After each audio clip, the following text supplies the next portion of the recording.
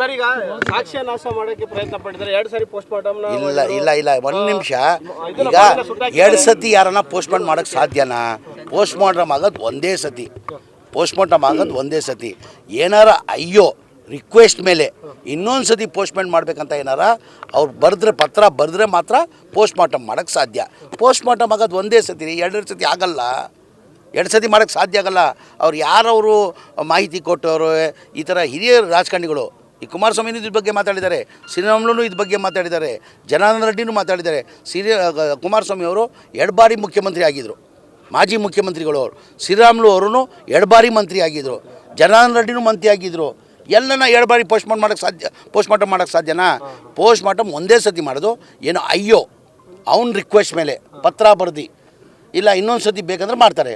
ಮಾಡಿರೋದು ಒಂದೇ ಸತಿ ಪೋಸ್ಟ್ ಮಾರ್ಟಮ್.